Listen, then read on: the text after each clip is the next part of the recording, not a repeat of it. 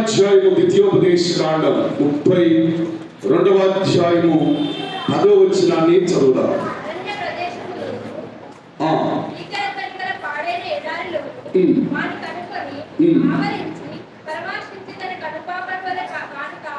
స్తోత్రం చెప్పండి గట్టిగా. నేను చదువుతున్నాను, నాతో కలిపి మీరు అందరి మాటలు చెప్పండి. అరణ్య ప్రదేశంలోను భీకర ధ్వని గల పాడైన ఎడారిలోను వాని కనుగొని ఆవరించి పరామర్శించి తన కనుపాపును వలె వారిని కాపాడెను. స్తోత్రం చెప్పండి. అర్థమైందా? వచ్చిన అర్థమైందా మీకు? 4 మాటలు చెప్తాను. ఎంతమంది వింటున్నారో, ఎంతమంది నిర్లక్ష్యంగా ఉంటున్నారో నాకు తెలియదు. నా బాధ్యత ప్రకారంగా ప్రార్థన పూర్వకంగా ప్రయాసపడి వాక్యం అందిస్తున్నాను. నా ప్రభు దగ్గర లెక్క చెప్పుకుంటాను.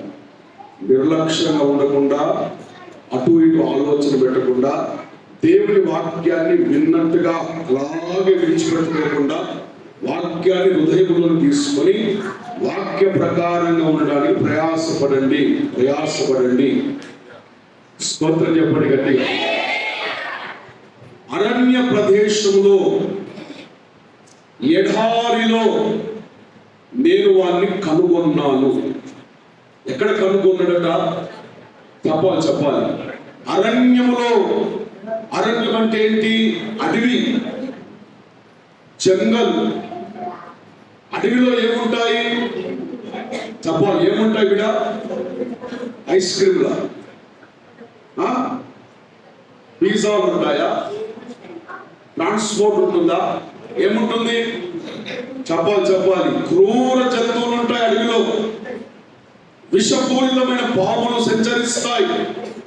భయంకరమైనటువంటి పక్షులు, క్రిములు, చీడ పురుగులు, భారీ జంతువులు, క్రూరమైనవి, సాధువైనవి అన్ని అరణ్యములు నివసిస్తాయి.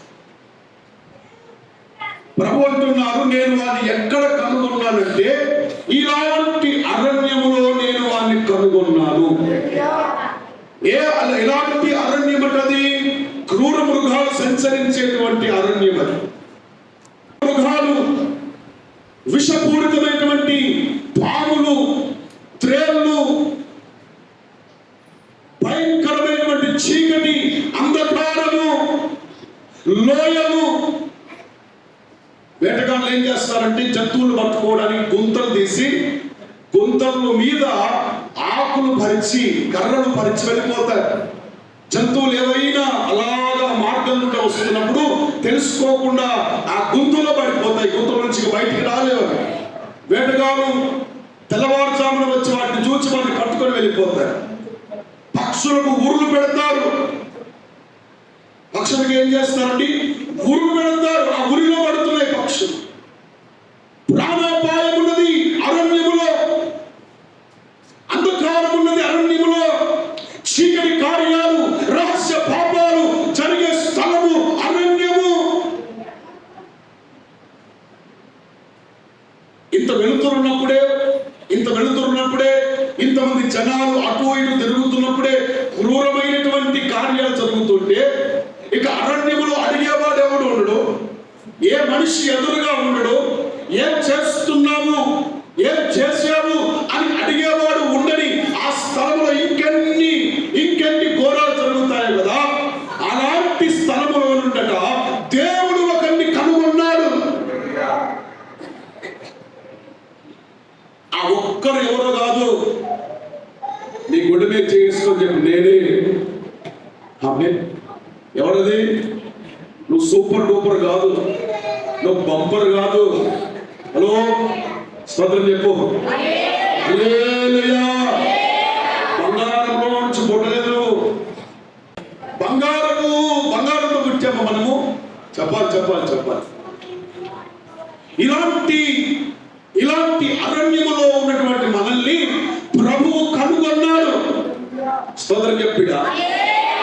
అయ్యా మీరు అనొచ్చు, అయ్యా అయ్యా మా అరణ్యంలో మేము ఎక్కడున్నాము, మంచిగా ధనాపూర్లో పుట్టాము, మేము మంచి వాతావరణంలో పుట్టాము, మంచి హాస్పిటల్లో పుట్టాము, మేము అరణ్యంలో ఎక్కడున్నాము?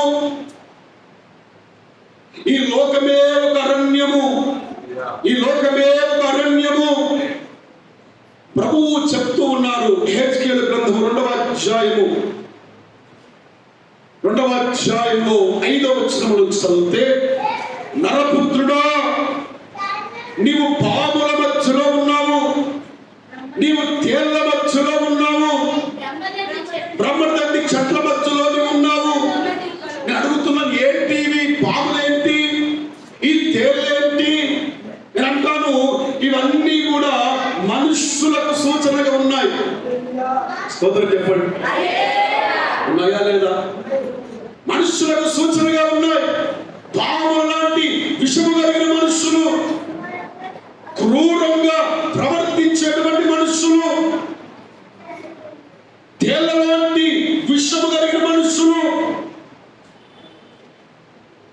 ఆమేన్, ఆమేన్. మన కైగా చెప్పాడు, కుక్కకు మనం తినే ఆహారము, మిగిలిపోయిన ఆహారం పెడతాం. మనం కుక్క ఏం పెడతామండి? చెప్పాలి. తిన్న తర్వాత మిగిలిపోయినవి ఉంటాయి కదా, ఆ మిగిలిపోయిన ఆహారం పెడతాం మనం కుక్కలకు. అంతేనా? ఫ్రెష్ వండి పెడతారు. ఆ మొక్కను నమిలి పిప్పి చేసి దాన్ని కొరికి దాంట్లో రసం అంతా గుంజి కుక్కకు పడేస్తారు. ఏముంటుంది అట్లా? లోపలిది నువ్వే తింటే, మీది నువ్వే తింటే ఏముంటుంది అట్లా? నీ సొమ్ముడు అంతే.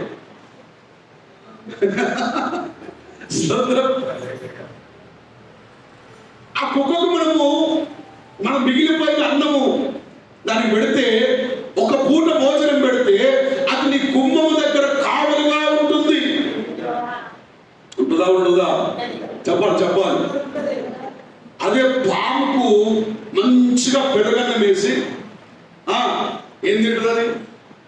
ఓ లీటర్ పాలు పోసి మంచిగా నాటుకోడి గుడ్లు దానికి పెట్టి తినబెట్టి, రోజు 10 గుడ్లు మింగురా అని చెప్పి నాగడానికి తినబెట్టి రోజు పెంచుకున్నాం అనుకో, ఏం చేస్తుంది? చెప్పండి అమ్మా. నువ్వు ఉన్నట్టుంది బాగా. స్తోత్రం. ఏం చేస్తుంది? దాని స్వభావం అది. ఈరోజు చాలా మంది ఎలా ఉన్నారంటే, తిన్నింటి వాసాలు లెక్క పెట్టేవారుగా ఉన్నారు. అటు మా ఇంట్లోనే తింటున్నాడు. బూరెలు కావాలన్నా బూరెలు తింటాడు, గారెలు కావాలన్నా గారెలు తింటాడు, బాగా తింటాడు, తిని పండి లెక్క పెడతాడు. ఇక ఏం లెక్క పెడతాడు? వాసాలు లెక్క పెడతాడు. ఎన్నున్నాయి, ఎన్ని ఇవ్వాలి? స్తోత్రం. మన కుక్కకున్న విశ్వాసం కూడా మానవునికి లేదు. ఉన్నదా? చెప్పు. నీకు కడుపు నిండా కొంచెం భోజనం పెట్టిన వాడిని సత్యదాకా మర్చిపోదు. నువ్వు ఆపదలో ఉన్నప్పుడు, నీకు అపన్న హస్తంగా కూడా హస్తము చాపినప్పుడు సత్యదాకా వాడిని చెయ్యి మర్చిపోవద్దు. స్తోత్రం చెప్పు. హల్లెలూయా. ఈ రోజు మేలు చేసుకొని, ఈ రోజు మేలు పొందుకొని రేపు ముట్టి మీద అనేటువంటి వ్యక్తులు ఉన్నారు. దావీదు భక్తుడు అంటాడు, ఇదిగో నా ఇంట భోజనం చేసిన నా విహితుడు, నా స్నేహితుడు ఇప్పుడు నన్ను తన్నడానికి వాడు తన మడిమెనెత్తాడు. దావీదే అంటున్నాడు, రాజు మహారాజు అంటున్నాడు, ఆయన ఇంట రోజు భోజనం చేసినట్టు వాడు, రోజు భోజనం చేసినట్ట. అలాంటి వాడు ఏం చేస్తున్నాడు? ఇప్పుడు తన్నడానికి కాలెత్తాడట. అది ఎవడో కాదు, ప్రాణ స్నేహితుడు. స్తోత్రం చెప్పండి గట్టిగా. హల్లెలూయా. ఇలాంటి అరణ్యంలో ఒక శుభవార్త ఏంటో తెలుసా? ఆకాశమందున్నటువంటి దేవుని కన్నులు మన మీద ఉన్నాయి. స్తోత్రం గట్టిగా. హల్లెలూయా. నీ చుట్టూ పాములే ఉండవచ్చు, నీ చుట్టూ తేళ్లే ఉండవచ్చు, నీ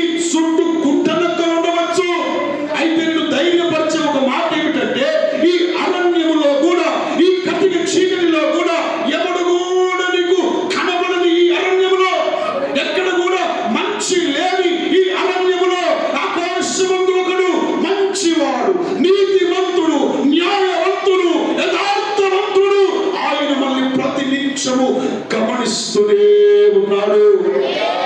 స్తోత్రం చెప్పు గట్టిగా. హల్లెలూయా. కనుపాప వలె కాపాడుచున్నాడు. ఏ పాము నీ మీదికి రాకుండా, ఏ తేలు నిన్ను కుట్టకుండా, ఏ క్రూర మృగము నీ మీదికి రాకుండా కనుపాపను కాపాడినట్లుగా దేవుడు నిన్ను కాపాడుతున్నాడు. స్తోత్రం చెప్పు. 4 మాటలు చెప్తాను చెప్పాను కదా, 4 మాటలు చెప్తాను. ఒకటేమో అరణ్యంలో కనుగొన్నట, రెండవది ఎడారి అన్నది కూడా ఎడారి ప్రదేశంలో భీకర ధ్వని గల ఎడారి ప్రదేశంలో కనుగొన్నాడు. ఈ ఎడారి ఏంటో చెప్పి ముందుకెళ్తాను. నా వైపు చూడండి. ఎంతమంది ఎడారి చూశారు అమ్మా? ఎడారి ఎవరు చూశారా? ఈ ఎడారిలో ఎక్కడ చూసినా కూడా చెట్లు కనబడతాయి.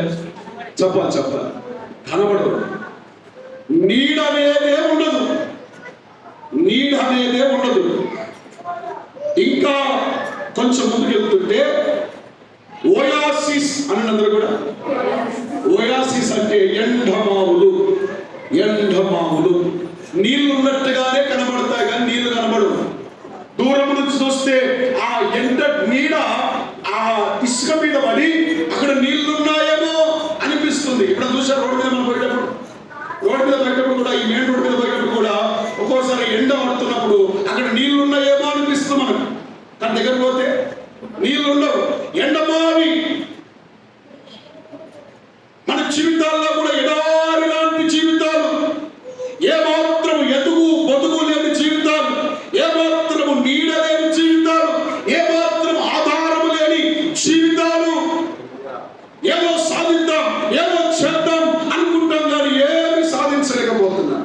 సంవత్సరాలు గడిచిపోతుంది, మన స్థితి అలాగే ఉంది. మన పరిస్థితులు ఏమాత్రం కూడా మార్పు చెందని పరిస్థితులుగా ఉన్నాయి. నీడ లేనటువంటి పరిస్థితి. ఎవడైనా నా పక్షాల నుండి మీరున్నా ఐటెండు అని అంటాడేమో, అది నీడ అంటే. అర్థమైందా? మనం దుఃఖంలో ఉన్నప్పుడు, బాధల్లో ఉన్నప్పుడు, తమ్ముడు చెల్లె బాధపడుకో, నేనున్నా, ఆపదలో నేను ఆదుకుంటాను, నేను కష్టం వచ్చినప్పుడు నేను ఆదుకుంటాను, నువ్వు దుఃఖంలో ఉన్నప్పుడు నేను ఆదుకుంటానని ధైర్యం చెప్పే నీడ మనకు లేదు. ఎక్కడైనా ఎవరైనా మనకు ఆధారం కనబడితే, ఎండమావిగా కనబడితే, పలానన్న పలానక్క ఇదిగో నన్ను చూస్తే కొంచెం బాధ అవుతుంది ఆమెకు అని మనం నోరెప్పి మన బాధ చెప్పామనుకో, చెప్పు అవమానపరచడం మొదలు పెడతారు. మన బాధ 10 మందికి చెప్పుకొని, మన బాధ 10 మందికి పంచుకొని పగలబడి నవ్వే ఎండమావులు లాంటి మానవులు ఈ లోకంలో ఉన్నారా లేదా? నిజాయితీగా ఒకే ఒక మాట, ముందు వెనక మాట లేదు, ఒకే ఒక మాట పలికే మానవుడు తలచి చూసిన ఏ ఒక్కరు కనబడు ఈ లోకంలో. కనబడతాడా? నువ్వు అనుకుంటావు వీడు నా రక్త సంబంధి, వీడు నా అన్న, వీడు నా అక్క, వీడు నా తమ్ముడు, ఈమె నా చెల్లె అని నీ సొంత రక్తం అనుకున్న వాళ్ళు కూడా నీకు శ్రమ కలిగినప్పుడు నవ్వే వాళ్ళు ఉన్నారు. నీ ముఖ నవ్వకపోవచ్చు.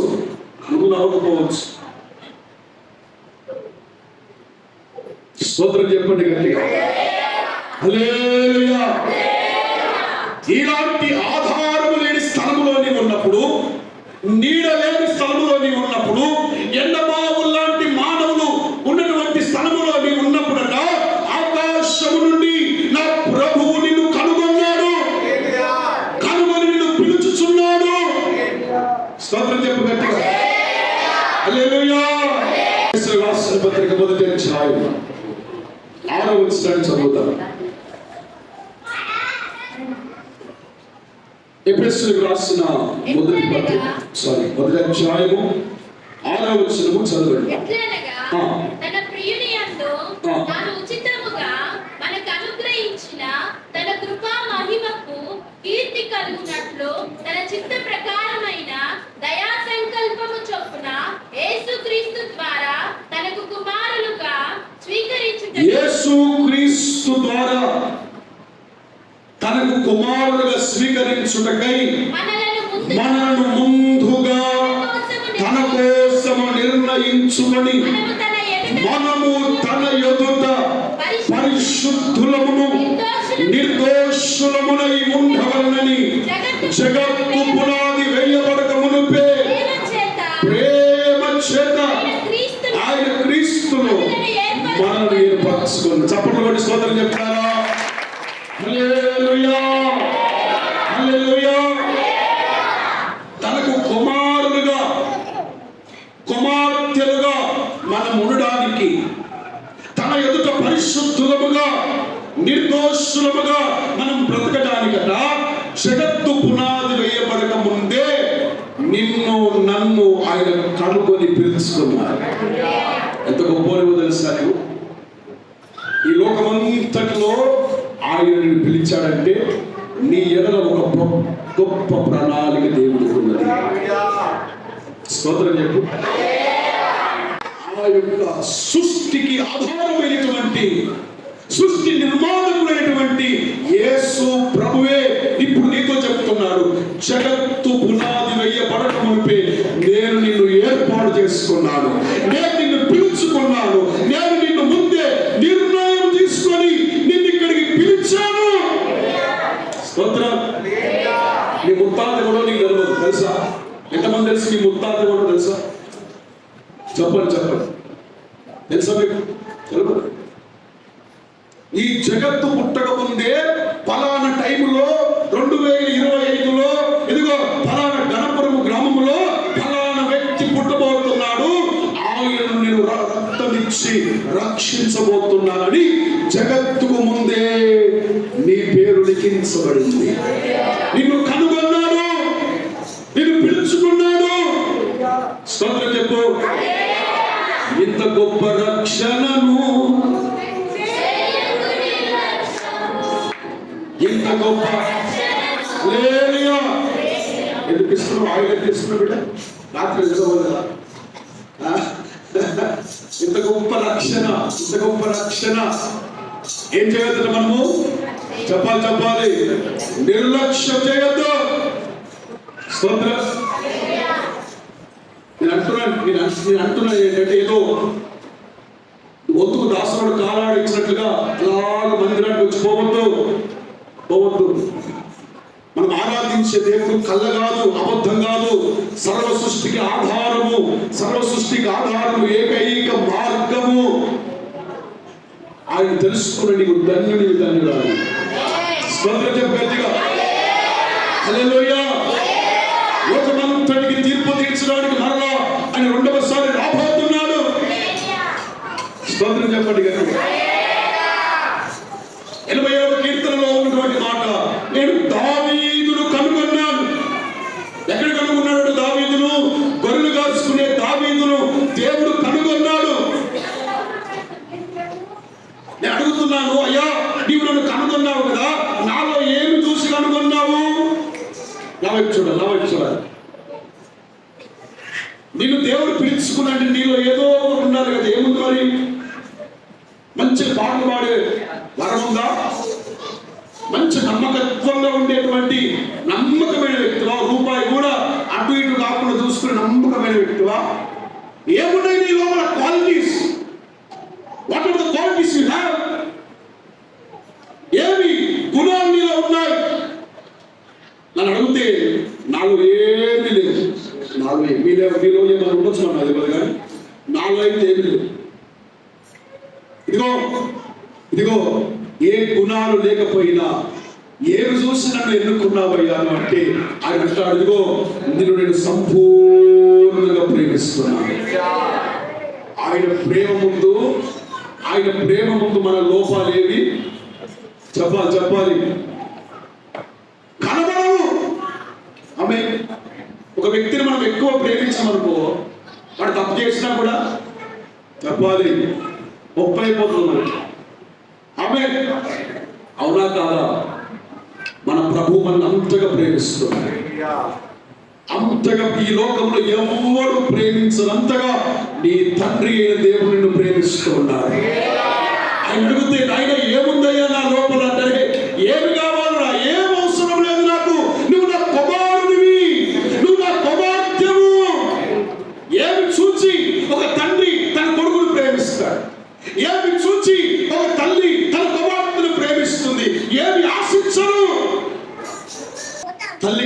తండ్రి కంటే మించిన ప్రేమ కలిగిన వాడు మనం ఆరాధించే దేవుడై ఉన్నాడు.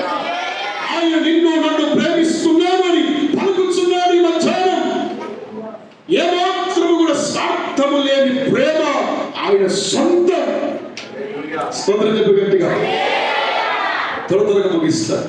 రెండవ మాట, మొదటిది కనుగొన్నాడు, రెండవది ఆవరించాడు. స్తోత్రం చెప్పండి గట్టిగా. మనల్ని కనుగొన్నాడట. అరణ్యంలో భీకర ధ్వని గల ఎడారిలో మనల్ని కనుగొన్నాడు. రెండవది కనుగొనడం మాత్రమే కాదు, మనల్ని ఆవరించాడు. స్తోత్రం చెప్పు గట్టిగా. హల్లెలూయా. మీరిద్దరు రండి, మీరిద్దరు నువ్వు చిన్న స్తోత్రం. హల్లెలూయా. వీళ్ళని గట్టిగా గట్టిగా హక్ చేసుకోవడం సార్ గట్టిగా. ఏం చేస్తున్నాడు వీడు? చెప్పాలి. ఏం చేస్తున్నాడు? నాకు రైస్ పెడుతున్నాడు. ఏం చేస్తున్నాడు ఇలా? ఒక 2 నిమిషాలు అనుకుందాం. వీళ్ళ దేవుడు అనుకుందాం, దేవుడు యేసయ్య అనుకుందాం. ఈ వ్యక్తి ఎవరంటే మనమే. ఈ వ్యక్తిని ఎక్కడో అరణ్యంలో కనుగొన్నాడు. కనుగొని ఏం చేశాడట? ఈయనను మొత్తం ఆవరించాడట.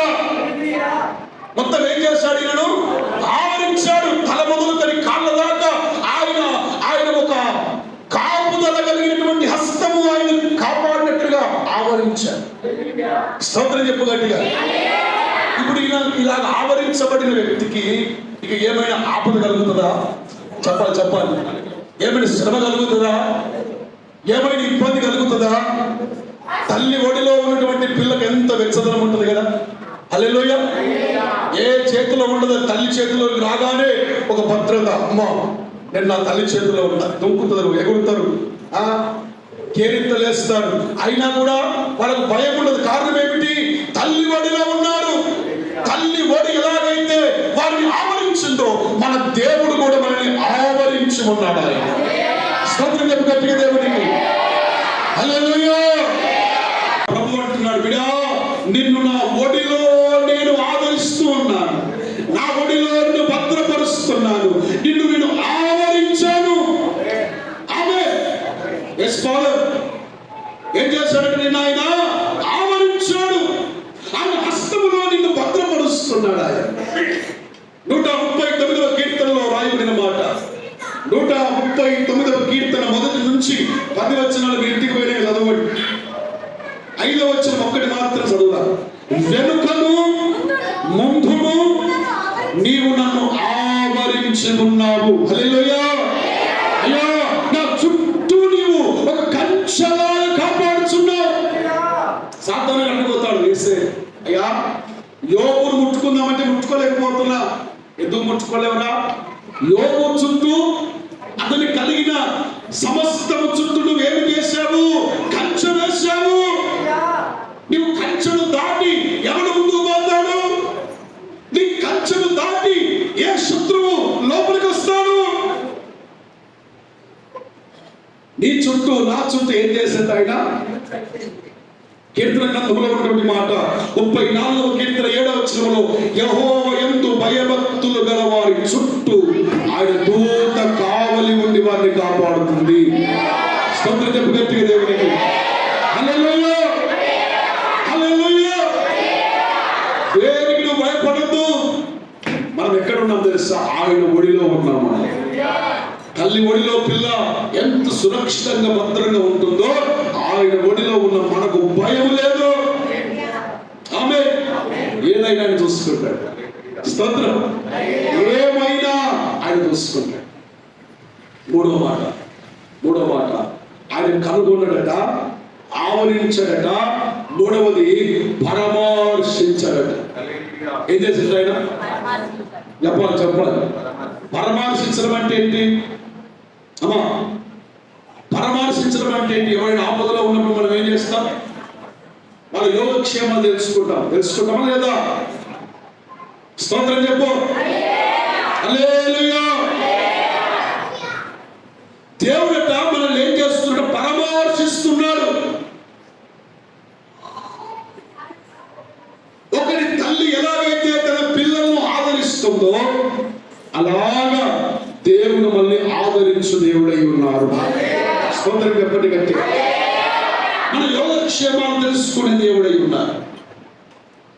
ఎవడైనా మనం ఇంటికి పోయినప్పుడు, శ్రమలో ఉన్నప్పుడు, దుఃఖంలో ఉన్నప్పుడు, బాధలో ఉన్నప్పుడు మనం ఇంటికి పోయి ఉన్న మాటలు చెప్తాం. ఏం కాదు, దేవుడు ఉన్నాడు, కాపాడుతాడులే, మేము ఉన్నాంలే, మేము ఉన్నాం కదా, ఎందుకు ఏడుస్తున్నావు, ఎందుకు బాధపడుతున్నావు, ఎందుకు దుఃఖపడుతున్నావు, మేము లేవనుకున్నావా, సత్యం అనుకున్నావా, ఉన్నాము, మేము చూసుకుంటాము అని నువ్వు ఉండవు కానీ ఆ మాట నువ్వు అన్నావు.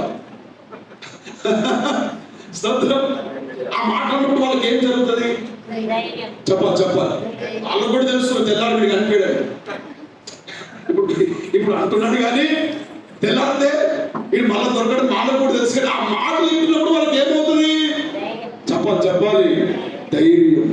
నేను అంటున్నాను, మానవుడు మాట్లాడితేనే అంత ధైర్యం నీకు వస్తుంది. ఇదిగో దేవాది దేవుడు ఆయనే నిన్ను పరామర్శిస్తే నీవు ఇంకెంత ధైర్యం పొందుతావు.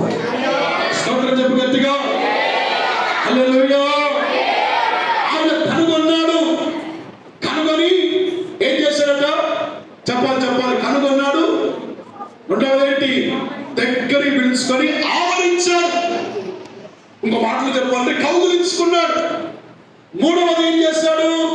పరామర్శిస్తున్నాడు. బిడ్డ ఏమైందిరా, ఎందుకు పోయావు, జంగల్లోకి ఎందుకు పోయావు, ఎడారిలో ఎందుకున్నావు, ఏమైనా నీకు ఆపద కలిగిందా, ఏమైనా దుఃఖం కలిగిందా, ఏమైనా శ్రమ కలిగిందా అని పరామర్శిస్తూ, ఇదిగో భయపడకు, నేనున్నాను నీతో.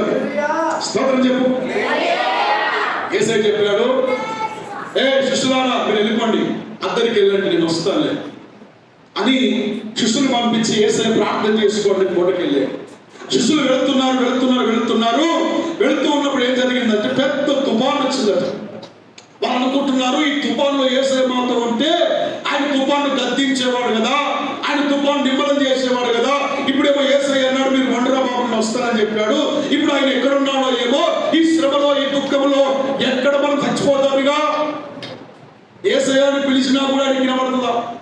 ఆవిడ మధ్యలోకి వచ్చేసి అని కలవరపడుతున్నాడు, భయపడుతున్నారట.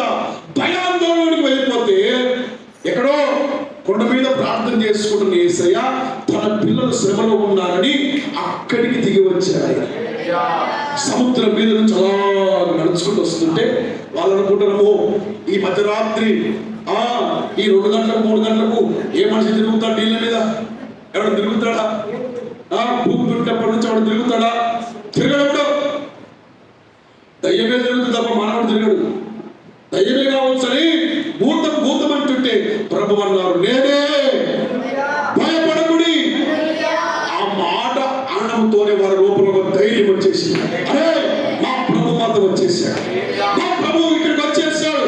ఇంత తుఫాన్లో, ఇంత గాలిలో, ఇంత ఆందోళన చెందుతున్నప్పుడు ఆయన స్వరం విన్నప్పుడు వెంటనే ధైర్యం. స్తోత్రం చెప్పు. హల్లెలూయా. వెంటనే ధైర్యం వారి లోపలికి వచ్చేసింది. నేను కూడా మాట్లాడుతున్నాను. ఇదిగో నువ్వు శ్రమలో ఉన్నప్పుడు, నువ్వు దుఃఖంలో ఉన్నప్పుడు ప్రార్థించు. వారింటికి పోయి, వీరింటికి పోయి, అక్కడ కూర్చొని, ఇక్కడ కూర్చొని, ఈ అక్కకు, ఆ అక్కకు, ఆ అన్నకు, ఈ చెల్లెకు, ఈ తమ్మునికి, ఇవన్నీ జంజాటలు బంద్ చేయి. ఎవరికి చెప్పాలి, ఎవరు తీర్చడు. ఆయన కాళ్ళకాడ కూర్చొని ఏసేదిలు అప్పుడు మాట్లాడతాడు. ఆయన నా కుమార్తె ధైర్యంగా ఉండు, నా కుమార్తె ధైర్యంగా ఉండు, నేనున్నాను కదా, నేను చూసుకుంటాను కదా, నేనున్నాను కదా అని ప్రభువునితో మాట్లాడి ధైర్యపరుస్తున్నాడు. స్తోత్రం చెప్పు గట్టిగా. 4వ మాట చెప్పి ముగిస్తాను. కనుపాపవలే కాపాడుతాడు. దేవునికి స్తోత్రం చెప్పండి గట్టిగా. అరణ్యంలో కనుగొన్నాడట. కనుగొని ఏం చేశాడు? పిలుచుకొని కౌగలించుకున్నాడు, ఆవరించాడు. రెండవది అడుగుతున్నాడు, బిడ్డ ఎలా ఉన్నావు, ఏమైనా ఆపద వచ్చిందా, ఏమైనా దుఃఖం వచ్చిందా, ఏం బాధపడు, నేనున్నాను అని ధైర్యపరిచి పరామర్శించి. 4వది జీవితాంతము కనుపాపను కనురెప్ప కాపాడినట్లుగా నిన్ను కాపాడు దేవుడై ఉన్నాడు ఆయన. స్తోత్రం చెప్పండి గట్టిగా. జకర్యా ప్రవచన గ్రంథము 2వ అధ్యాయము 3వ వచనం చదువుదాం. జకర్యా ప్రవచన గ్రంథము 2వ అధ్యాయము 8వ వచనం చదవండి. సైన్యములకు అధిపతియగు యెహోవా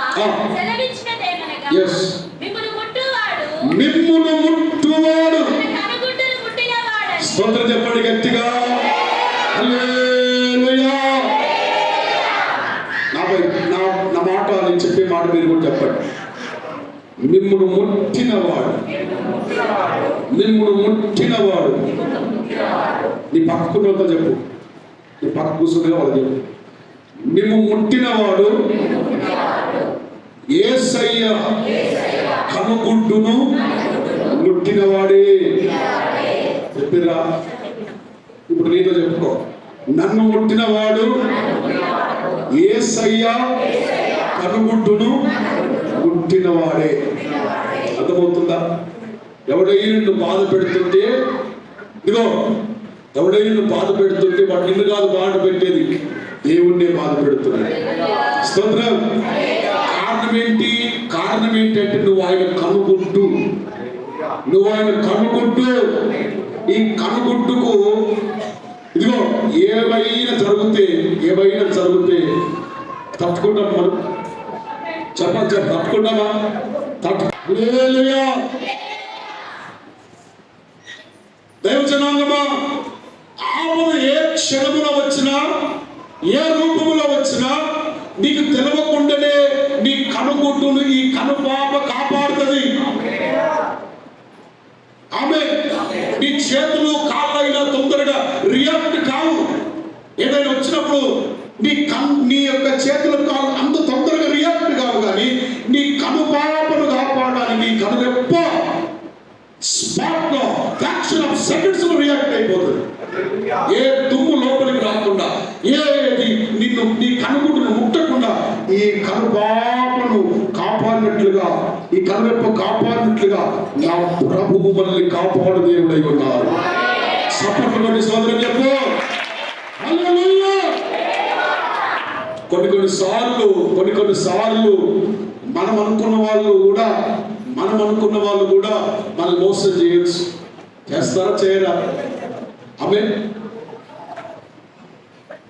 చూడండి, సొంత తల్లిదండ్రుల దగ్గరనే అంత భద్రత లేకపోతే లోకంలో మనుషుల దగ్గర ఎలా భద్రత ఉండదు? నేను అంటాను, ఇదిగో ఎవరి దగ్గర భద్రత ఉన్నా లేకపోయినా, ఇదిగో మనం ఆరాధించుతున్న దేవుడు కనుపాప వలె మనల్ని కాపాడు దేవుడై ఉన్నారు. స్తోత్రం చెప్పు గట్టిగా. కనుపాప వలె కాపాడు దేవుడు ఆయన. హల్లెలూయా. హల్లెలూయా. నిన్ను కనుగొన్నాడు. అరణ్యములో నిన్ను కనుగొన్నాడు. ఎడారిలో నిన్ను కనుగొన్నాడు. కనుగొని పిలిచి ఆయన నిన్ను హత్తుకుని ఆవరించి నిన్ను పరామర్శించి ఇదిగో విడిచిపెట్టలేదు, కానీ కనుపాపను కాపాడినట్లుగా ఇప్పటి వరకు కాపాడుతూనే ఉన్నాడు. ఇక ముందు కూడా కాపాడు దేవుడై ఉన్నాడు. విశ్వసించిన వారు స్తోత్రం చెప్పండి. హల్లెలూయా. అందరూ మోకరించుతారు. రెండు చేతులు ఆకాశం అయిపోయింది. ప్రార్థన చేద్దాం. హల్లెలూయా.